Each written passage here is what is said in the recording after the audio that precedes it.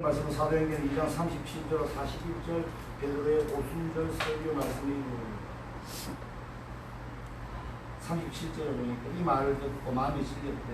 이 무슨 말을 들었냐면요, 너희가 십자가에 달아 죽인 그 예수를 하나님께서 뭐로 삼으셨다고요?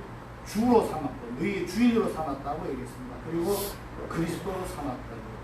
무슨 말이냐면 이제 이 세상과 하늘과 땅의 모든 권세는 예수님이 갖고 계시고, 왜 하나님 우편에 좀 앉아 계신다고 그랬죠? 그리고 그 예수가 너희가 바로 달아 죽인 그 예수가 너희를 구원할 구원자가 그분이고, 이제는 너희 인생의 주인이 그분이다. 얘기를 그렇게 얘기해서 들었어요.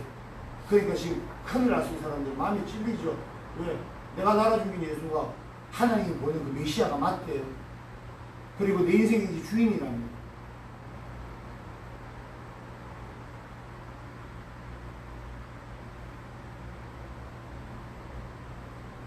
어찌나 마음이 찔리든지 이 자들이 이제 베드로와 사도들에게 묻습니다. 이제 그러면 우리가 어떻게 해야 돼? 큰일 났잖아. 이렇게 우리가 이제 어떻게 해야 되나? 그래서 베드로가 얘기합니다. 회개하라. 그리고 예수 그리스도의 이름으로 세례를 받고 죄사함을 받으라. 그런 성령의 선물을 받는다. 그리고 이 약속은 하나님께서 너희들에게만 한 약속이 아니라 39절입니다. 이거 너희 자녀와 즉 다음 세대와 시간을 한정하지 않으신다는 거예요. 그리고 저 먼데 사람까지, 즉 전 인류의 시공을 초월한 온 인류를 위해서 하나님께서 구원자를 보내시고 성령을 보내신다고 그 약속을 지키신다라고 선포하고 있습니다. 그리고 이 얘기를 한 번 하는 게 아니고 40절을 보니까 여러 말로 확정하고 보냈다라고 합니다. 무슨 말이냐면 한 번 선포하고 끝난 게 아닌 거예요. 여러 가지 방법으로 하나님의 말씀을 다 계속 전한다는 거죠. 우리가 사람들한테 전도할 때도 보면 한마디 전하고 나서 반응하는 건 그의 몫이고 역사하시는 건 성령 하나님의 몫이라고 하고 우리는 피 돌았을 때가 있죠. 가끔씩 돌아서지 안 된다는 거예요. 이 베드로도 지금 첫 설교에서 어떻게 하고 있습니까? 여러 말로 얘기한다는 거예요. 저와 여러분도 하나님의 말씀을 전하고자, 복음을 전하고자 대상에 있을 때 한번 툭 던져버리고 반응은 네 몫이다라고만 그칠 것이 아니라 여러 가지 모습으로, 특히 저와 여러분의 삶의 모습으로 복음을 전하는 사람은 저와 여러분 되시고 주의 이름으로 축복합니다. 네. 그리고 그 말을 듣고 세례를 받고 핵심한 신도의 수가 3,000명이 되더라고 합니다. 자, 하나님의 말씀은요, 운동력이 있고요, 생명력이 있고요, 게다가 영혼과 골수를 쪼개는 힘이 있다는 사실을 믿으시기 바랍니다. 오늘 이 자들은요, 마음이 돌같이 굳었던 자들입니다. 예수 그리스도가 왔는데, 메시아가 왔는데 몇천 년을 기다린 메시아를 보고도 어떻게 해요? 내 이익 때문에, 내가 갖고 있는 것 때문에 내가 변하기 싫어서 그냥 나 이대로 살래요 하면서 내 이익 때문에 온 메시아를 달아주겠던 사람들이에요. 마음이 얼마나 돌같이 굳은지요. 그런데요, 이 돌같이 굳었던 마음도요, 하나님의 말씀이 선포되어지면, 그 말씀을 듣게 되면 찔림을 받게 되고 쪼개진다.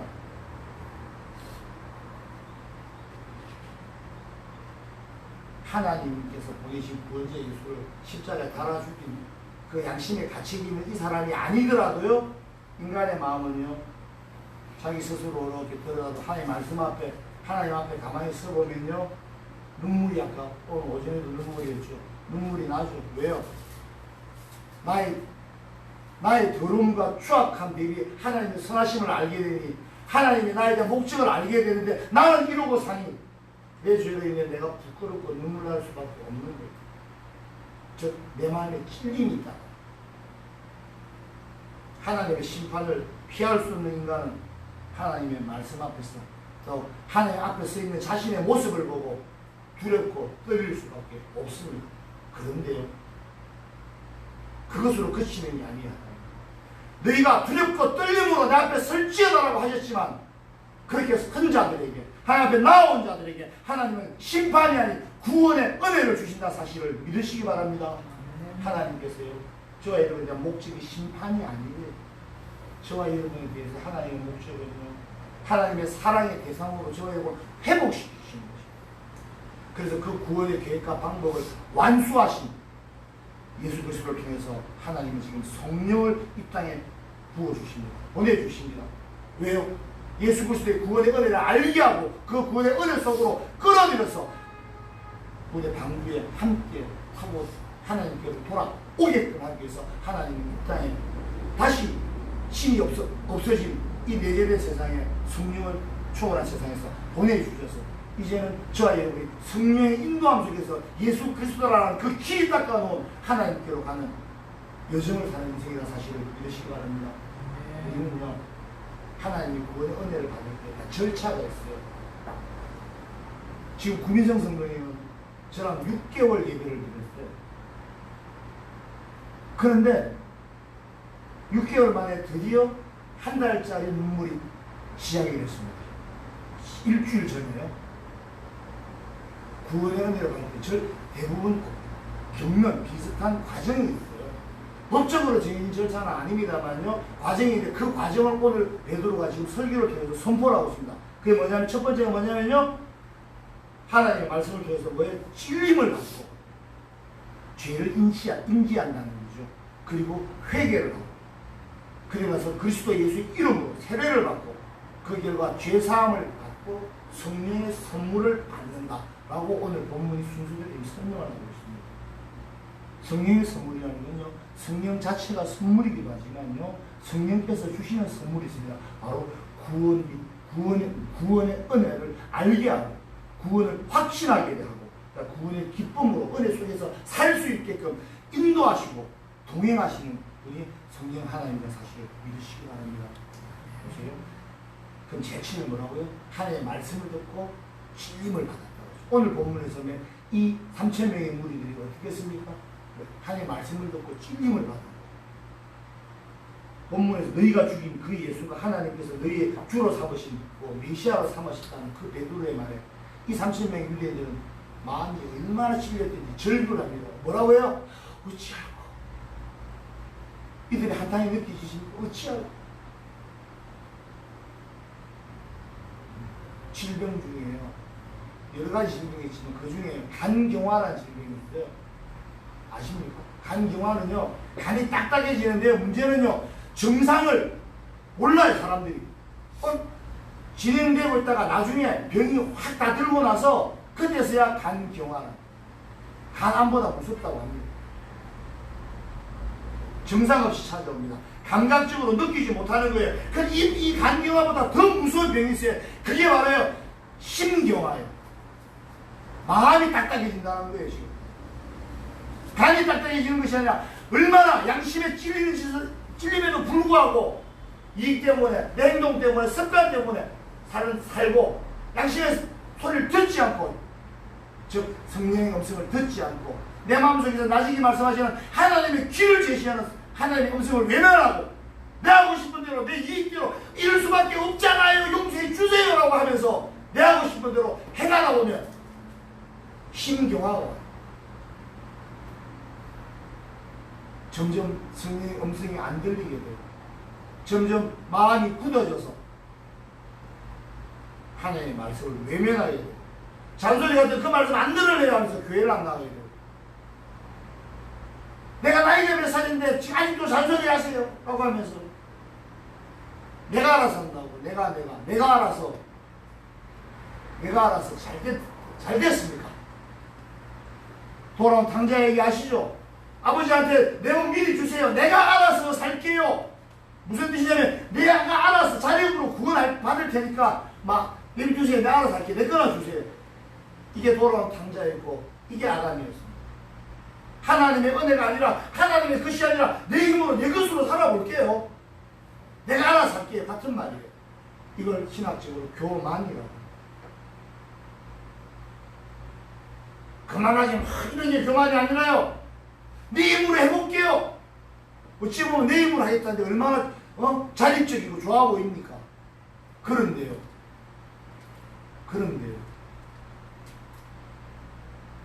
하나님이란 포도나무에 붙어 있어야 포도를 열매를 맺는 포도가지가 저 여러분인데요. 우리는 에이 하나님 포도가지 필요 없어요. 나 참나무에 같이 붙어도 나는 포도 열매 맺을 수 있어요. 얼마나 자립적입니까?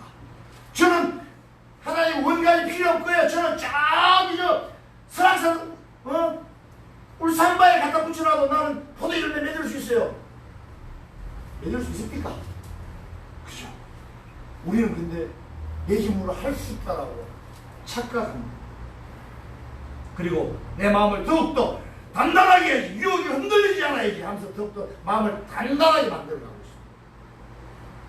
그런데 하나님은 그걸 모르실까? 다 아시고요. 저와 여러분의 마음을 쪼개셔서 저와 여러분이 지금 이 자리에 나와있다는 사실을 믿으시기 바랍니다. 하나님이 저와 여러분의 돌 같았던 마음을 어떻게 쪼개셨냐면 말씀으로 쪼개셨습니다. 하나님의 말씀 앞에서는 저와 여러분이 회개해주고, 저와 여러분이 하나님의 말씀 앞에서 어떻게 됩니까? 자기 자신의 실체를 바라보게 되죠. 사람들 앞에서 듣기 좋은 소리만 듣던 인간들입니다. 저와 여러분도 그렇습니다. 듣기 싫은 사람, 듣기 싫은 소리 하는 사람 같이 안 만나죠. 뭐 좋은 거 맛있는 거 먹고 싶고 하다못해 남대문 시장에서 순대 막걸리 한잔 할 때도 나한테 듣기 싫은 소리 하는 사람 안 부르잖아요. 그 얘기는 결국 듣기 좋은 소리만 듣겠다라는 거고요. 이걸 또 우리는 사회성이라고 합니다. 나도 저 사람이 나를 안 부를 줄 모르니까 나도 저 사람한테 듣기 싫은 소리 하면 안 되겠네. 서로 듣기 좋은 소리만 하고 삽니다. 그러면서 우리는 하나다 그러고 있습니다.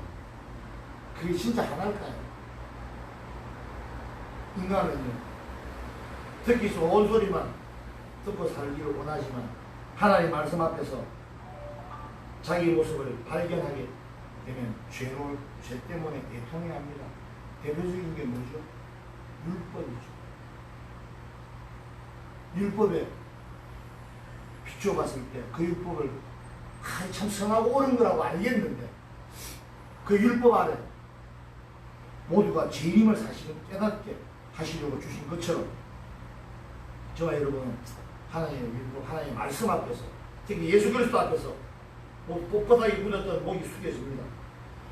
불신과 거짓과 탐욕으로 내가 남을 찌르던 사람들이 이제는 스스로를 찔러서 어떻게 회개하게 되고 눈물을 흘리게 됩니다. 내 처지가 안타스러워서 웃는 게 아니고요. 내 몸에서 나는 죄악의 냄새 때문에, 내가 저지른 죄 때문에 하나님의 말씀대로 살지 못하고 이 땅으로 살아가고 있는 내 모습이 싫어서 하나님 앞에서 내가 부끄러워서 눈물이 나죠. 몸에서 생생비린내가 나는 사람도 있고요, 똥냄새가 나는 사람도 있고요. 네, 그게 우리가 쌓아왔던 죄악의 결과입니다. 저와 여러분은 회개의 눈물을 통해서 하나님 앞에서 이제는 하나님이 네가 죄인이라고 정죄하신 게 아니라 하나님께서 이제 내가 너를 예수 그리스도의 이름으로 사한다라고 하는 용서에 회복된 하나님의 자녀라는 사실을 믿으시기 바랍니다.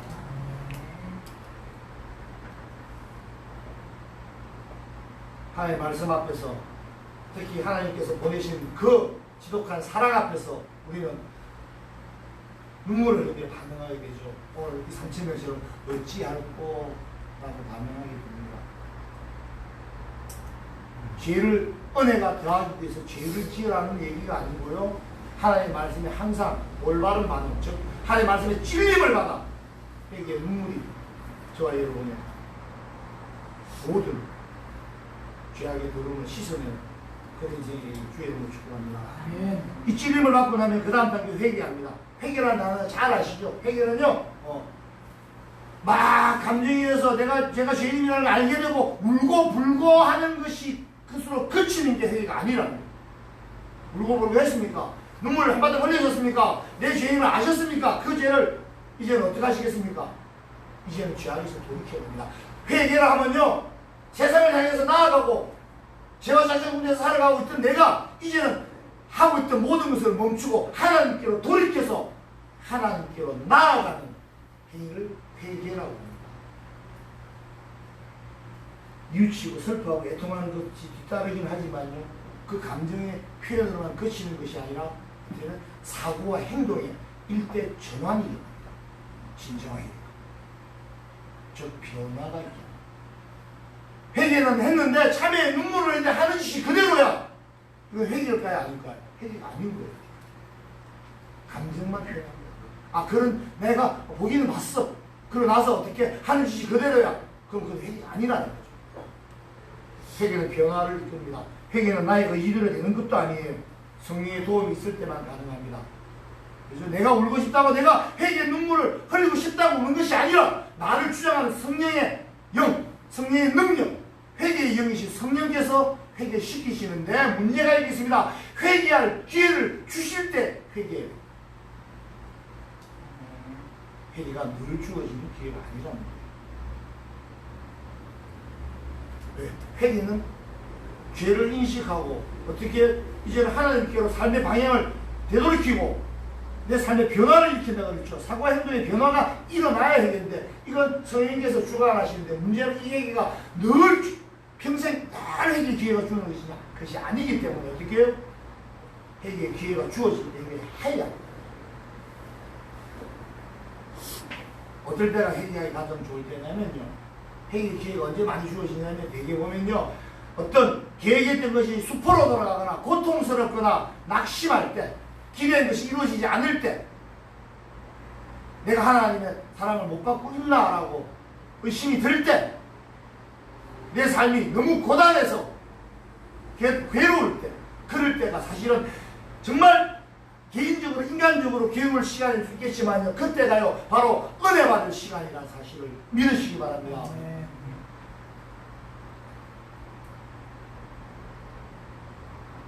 고통이나 실패로 인해 낙심할 때야 자아가 꺾이는 때예요. 이때가 성령의 음성을 들을 수 있는 때입니다. 아니면 자아의 주장이 강해서 하나님의 음성을 잘 못 듣기 때문에 그렇습니다. 회개할 기회를 주실 때 회개하시길 주의 이름으로 축복합니다. 그 회개한 자들은요 세례를 받아요. 세례는 회개의 표시입니다. 쉽게 말해서 회개의 표시예요. 예수 그리스도를 믿는다는 믿음의 그 고백의 표현입니다. 예수 그리스도의 이름으로 세례를 받는다면요 세례 자식은 뭔지 아시죠? 침이 물속에 잠겼다 올라오는 거예요. 즉 죽었다라는 거예요. 예수 그리스도 함께 내가 죽고 예수 그리스도 함께 부활하고 거듭난 내가 예수 그리스도 함께 자기 십자가를 지고 예수 그리스도의 길을 따라가는 것, 이것이 바로 세례의 의미입니다. 즉 세례받은 자는 어떻게 살아야 돼요? 주님과 동행하는 삶을 살아야 된다는 사실을 믿으시기 바랍니다. 이 세례받은 자는 죄사함을 받게 됩니다. 세례를 받고 나서 죄사함을 받는다고 베드로가 설명하고 있습니다. 이것이요 순서적으로 딱딱 이렇게 일어나지는 않을 수도 있습니다. 어느 것이 먼저 나올 수도 있고 그 하나님 입장에서는 언제 이미 이루어졌는데 본인이 자각하지 못할 때가 있을 수가 있어요. 그 죄사함을 세례와 예수 그리스도의 이름으로 성령 세례받을 때 주로 죄사함을 받게 되는데 왜 그러냐? 죄사함은요 죄값을 안 받고 그래 네 죄를 용서한다는 거잖아요. 그건요 예수 그리스도가 이 땅에 오셔서 십자가에 달려 죽은 이유가 바로 저와 여러분의 죄사함 때문이라 사실을 믿으시기 바랍니다. 주님께서 저와 여러분의 죄를 대신해서 십자가에 죽으심으로 이제는 하나님이 저와 여러분에게 죄값을 안 물으시는 거예요. 죄가 없는 게 아니에요. 죄 사함을 받는 거예요. 저와 여러분은 아직도 마음속에 끈질기게 뿌리 박혀있는 죄의 선뿌림이 있을지도 몰라요. 그래도 불구하고 저와 여러분의 속에 있는 죄를 보시는 것이 아니라 저와 여러분을 위해서 죽으신 예수 그리스도의 의를 보고 예수 그리스도의 은혜 때문에 저와 여러분을 죄가 없다라고 쳐주시는 거지 죄인이 아니라는 사실이 아니라는 아시고 항상 죄와 멀어지시고 악은 모양이라도 취하지 않는 하나님의 자녀로 살아가시기 주의 이름으로 축복합니다. 그리고 나면 이제 오늘처럼 이 성령의 선물을 받게 되는 거예요. 자, 사도행전 처음 시작할 때 어떻게 했습니까? 오순절날 바람이 불고 지금 불의 혀 같은 게 내려오고 사람들이 방언을 하니까 사람들이 오해를 하죠. 아, 저 술 취했구나. 아침 9시인데. 그래서 베드로가 얘기하는 것이 아니다. 이 성령은 요엘 선지자로부터 이미 예언되었던 이야기고 그리고 이 성령이 오심의 이유는 우리를 위해서 죽으신 예수 그리스도를 우리가 깨닫게 하고 그리고 그 예수 그리스도 안에서 너희가 구원의 은혜를 받게 하려고 성령께서 오셨다는 것을 얘기하고 있는 중에 이 말 어떻게 하면 너희가 이 성령을 받을 수 있냐 나도 그러니까 뭐라고 해요? 찔림을 받고 회개를 하고, 그죠? 세례를 받고 죄사함을 받으면 성령의 선물을 받을 거라고 합니다. 물론 성령 자체가 하나님께서 보내신 선물임에도 틀림없습니다. 그리고 또 성령께서 주시는 선물도 있죠. 뭡니까? 바로 성령의 인도하심과 성령께서 내 안에서 운행하심으로 나를 주장하는 삶을, 성령께서 나를 주장하는 삶을 살게 하는 것, 이것이 바로 하나님이 주시는 성령의 선물이라는 사실을 아시고 성령의 기쁨으로 인생을 살아가는 저와 여러분 되시길 주의 이름으로 축복합니다. 성령 충만하면요, 매일매일 뭘 맛보냐면 천국을 맛보아요.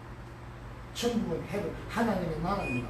하나님의 나라는요, 하나님이 주인이란 나라고요, 민주공화국은요, 백성이 주인이란 나라예요. 자, 하나님이 주인인 나라, 성령이 주인입니다. 예수 그리스도가 나의 주인입니다. 그러니 내 힘으로 살려고 하는 그 교만이 필요가 없죠. 내가 하면서 나를 주장하던 이 목소리가 줄어들고 깨지고, 이제 내 안에서 성령께서 역사하시고 성령의 인도한 대로 살아갈 때, 그때가 바로 내가 하나님의 자녀로 살아간다는 사실을 믿으시고, 그 순간이 바로 천국을 누리는 시간의 사실을 아시기 바랍니다. 오늘 말씀의 결론을 냈습니다. 하나님의 말씀에 저와 여러분이 올바르게 반응하시는 축복합니다. 돌같이 그녀만 갖고 있다고 나는 강철 같은 마음을 가지고 있어라고 자랑하실 거 아무것도 없습니다. 저와 여러분의 돌 같은 마음을 쪼개시는 하나님의 말씀 앞에서 자신을 똑바로 바라보시고 힐림을 받으시기 바랍니다. 그리고 나의 죄를 자복하십시오. 회개하십시오. 하나님을 등지고 세상을 향해서 살던 데서 방향을 바꾸어서 이제는 하나님을 향해서 살아가시기 바랍니다. 변화하시라는 거예요.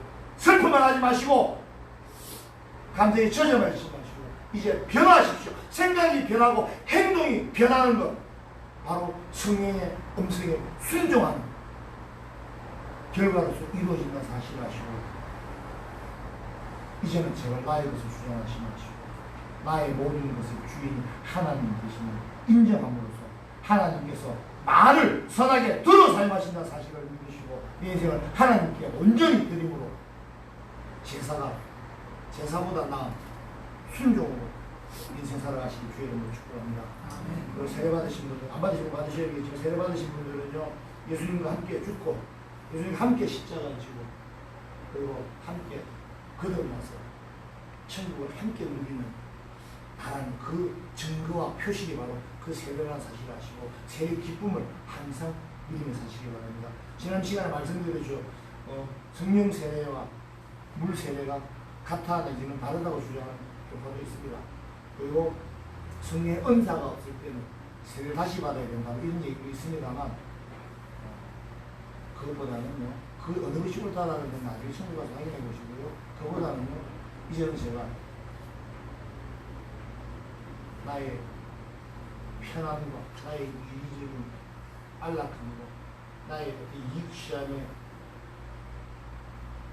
그런 목소리에 너무 순종하지 마시고 이제는 그야말로 내 안에서 나직히 말씀하시는 성의 음성대로 하나님처럼 조금 손해보면서 살면서 나를 위하여 나를 더 사랑하시는 하나님을 위한, 그리고 이웃을 위한 사랑을 실천하며 살아가면서 하나님 주시는 성령의 선물을 누리시는 저와 여러분 되시고 주의 이름으로 축복합니다. 성령의 지배하심을 받으면요, 하나님처럼 점점 닮아가게 됩니다. 이걸 성화라고 합니다. 육신을 입고 이 성화의 길이 얼마나 고단하든지 힘들어서 자신의 육체에 재치를 가한 자도 있고요, 많은 사람들이 육체의 소욕을 이기기 위해서 애를 씁니다. 그 또한 교만이라고 봅니다. 이길 수 있도록 내 안에서 성령께서 말씀하실 수 있도록 늘 하나님 말씀을 가까이 하시고 기도하시고 찬양하시고, 그러므로서 내 안에서 말씀하시는 성령의 음성을 들으시고 순종하고 성령의 선물, 구원의 기쁨을 순간 누리며 살아가는 저의 여러분이시고 주의 이름으로 축복합니다. 말씀을 들으심으로 찔림을 받으시고 회개하심으로 이제는 죄에서 돌이켜 하나님을 향해서 나아가시고, 이제는 예수 그리스도와 함께 자기 십자가를 지고 주님의 길을 따라가심으로 기쁨에 찬양 내 안에서 부르시는 성령을 느끼시며 살아가는 복된 하나님의 자녀이신 주의 이름으로 축복합니다. 기도하시겠습니다.